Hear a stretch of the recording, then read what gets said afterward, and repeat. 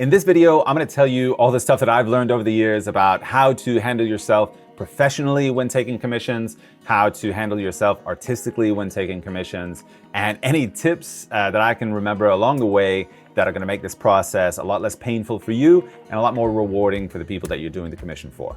So if you're a professional artist and you're looking to get more commissions of your work, I think that the first thing you should consider is that your social media accounts where you reach out to the public is that you try to focus on what you specialize in. I know that a lot of artists, we make a lot of different kind of work. I make landscape paintings. Probably none of you know that because I don't really feature them ever on my social channels, but I do. I enjoy making that and still life paintings as well.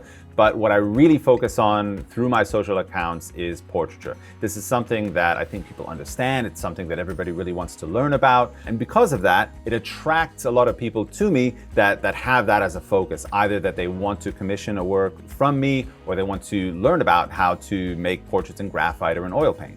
So I don't think it really matters what genre you're in. You just need to let people know who you are. And the best way to do that is to put out content that features the work that you love the most.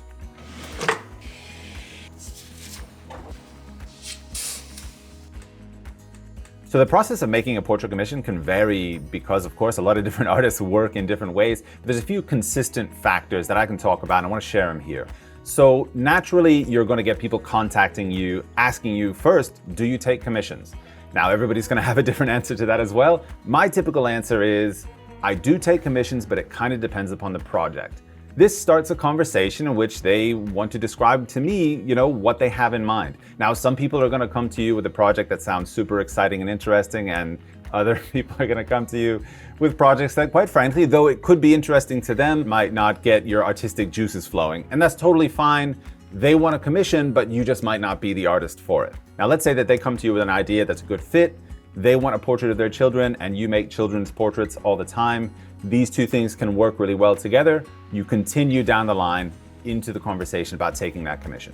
Now, after they've told me what medium they're interested in, so is it a drawing or an oil painting, and also the size of that artwork, I usually give them an estimate that's in a kind of price window. So between this amount and that amount. Because there might be other factors like complexity that could put you at the top end of that window or the bottom end of that window. Let's say, for instance, that the person is just looking for a head study, no background, no shoulders. This is going to be a lower price. If they want a head, shoulders, and hands, that's going to be a much larger price, regardless of the fact that it might be on the same sized canvas. I know at this point, all of you out there are thinking, how do I price my commissions? How much do I charge for the work that I'm making? The answer, of course, is that every situation is different, and you're really only going to get paid what you can negotiate for. The thing you should understand about making your artwork and selling it, though, is it is about a value proposition. You have to help people understand why your work is valuable, at which point, hopefully, they'll be very happy to pay the price tag that you put onto it. Some general guidelines about pricing, though, are that you should try to be consistent. The best way to do this is to work backwards, to try to figure out what you require to be able to spend the amount of time that you need to make the artwork that you make. Are you someone that works incredibly slow? It takes you 110 hours to make a single head study? You're going to need to charge a significantly higher amount than somebody who works alla prima and makes a head study in a single day. These are fundamental questions that have pretty clear answers when you look deeply into them. Another general advice that I could give is that you should also keep a little bit of flexibility in your prices. Not every artwork that you're going to make is an equal level of challenge and will take you an equal amount of time. It's a pretty organic process when you think about it. So you need to leave yourself the wiggle room in a window or a bracket of prices that will suit an individual project. So while I can't give you an exact number as to what you should charge for the portraits that you're making, I can say that you should look at a few key factors: size, the time it takes you to make it, the complexity of the project, and what it costs for you to live your life while you're in the process of making that artwork. Now, when you put that price out there, no matter who you are and who the client is, there is the potential that you're going to have some kind of sticker shock. They're going to see this number and go, whoa, that's like way more than I was ever considering paying for this portrait. So a couple of different things can happen. They can either totally ghost you and not even respond to the email, or they can say, hey, I think you're a great artist, but that's not really where I'm at.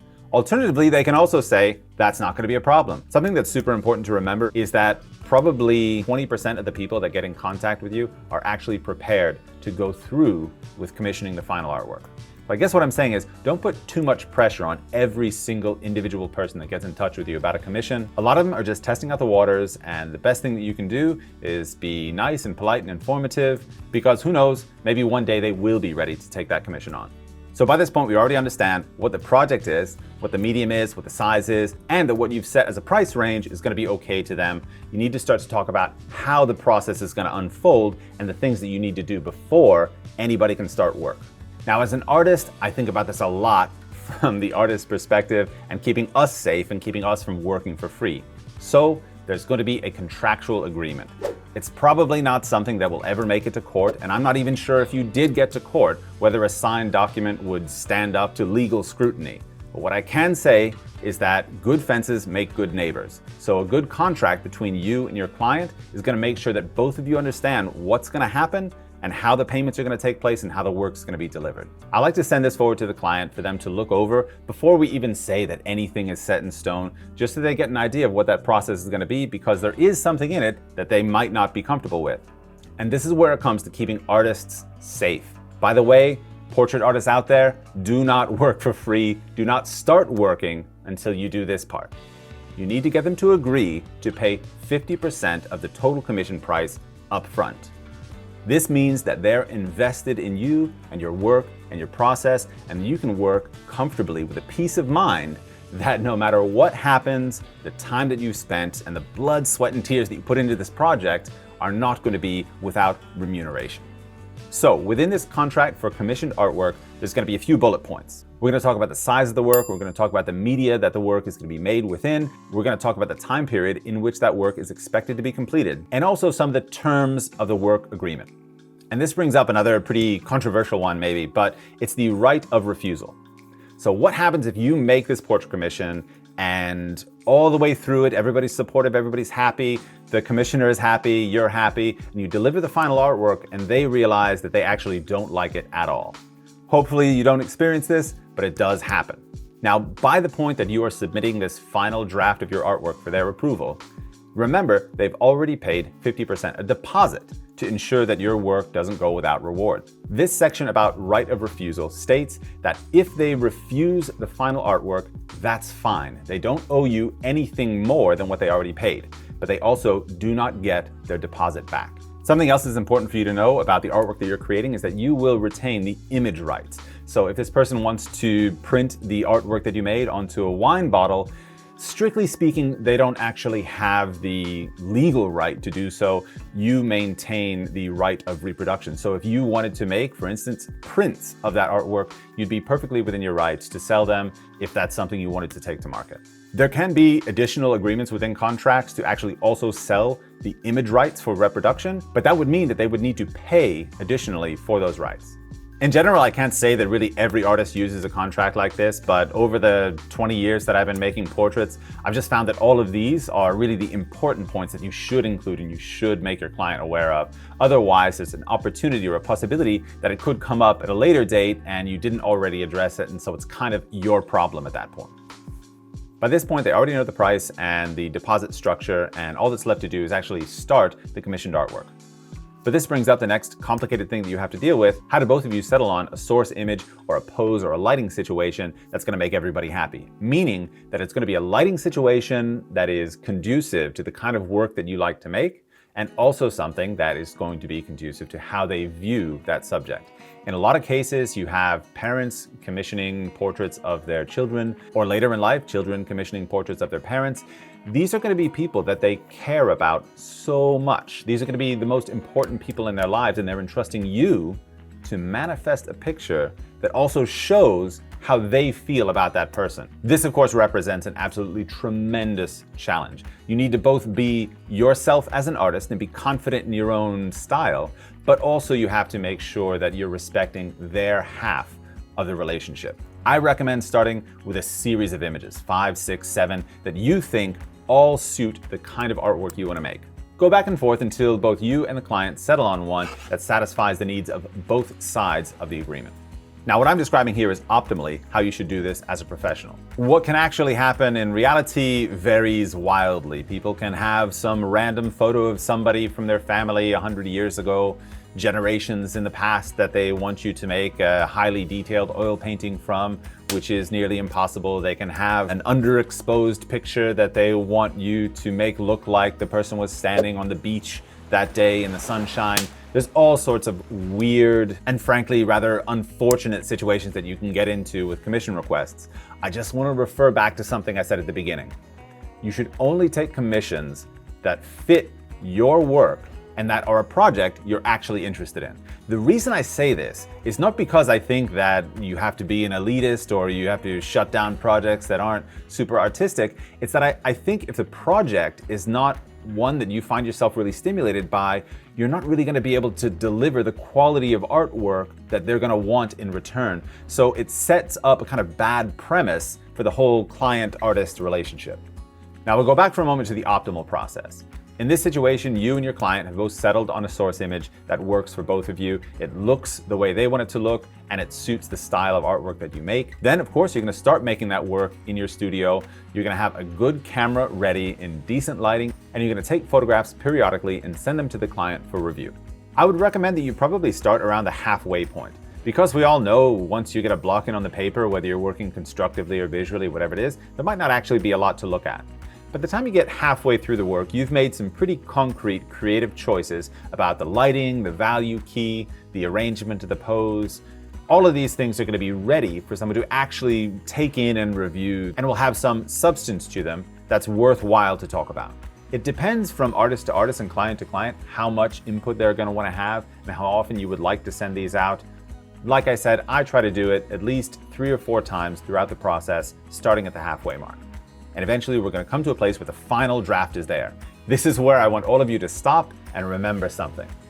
The client is involved in the creative process.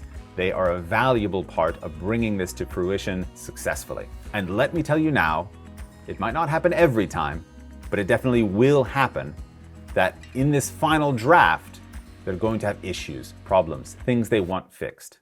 In this moment, I suggest that you take a beat, take a deep breath, you try to empathize, understand the issue that they're talking about, and make the changes that are going to make them happy. The problem with this is clients don't always know exactly how to describe what it is they're looking for or what it is that's a problem to them. Oftentimes you'll hear things like, oh, I wish it looked happier, or I wish they looked a little bit younger, or it was more flattering. These are the observations and the language of a person, of course, who isn't involved professionally in making portraits. It's up to you to interpret those observations and understand what they mean technically. A painting or drawing looking happier, for instance, could have to do with a slight smile on the face of the model, but it could also have to do with the overall value key of the drawing or painting itself. A client asking you to make the subject of the portrait look a little bit younger often has to do with a little bit less detail in the lightest planes. It's not always easy to determine what they mean when they're asking for something to change. But if you maintain patience and keep the lines of communication open, both of you should be able to be satisfied at the end of it. Really, this is probably one of the areas that artists are least prepared for when they go into making a commissioned work, because we're so focused on being in our studios and being hermits and working silently for 20 hours on something. We're not always ready to be great communicators, but that's absolutely what's necessary here. Make sure that you ask questions and listen intently to the answers. Whether it's over a Zoom call or an email, you should always be striving to gain more information and more description from them about what it is they're observing. So now both you and the client have reached the point where you believe that the artwork is finished, you're both totally satisfied with it. It's a great transcendent artwork that features the strongest parts of your style, and it also respects the character and quality and feelings that that person has for the subject, and the artistic aspect of the endeavor is closed. It's at this point, once you have delivered the final artwork, that you should ask for the second half of your payment. This way the client has got an opportunity to see the artwork in person and understand the true value of it, and also there's nothing more that you need to deliver at all. So receiving that payment will put a nice bow at the end of this transaction. Now, we've discussed all the ins and outs of how you technically go through the process of working with a client to make a commission.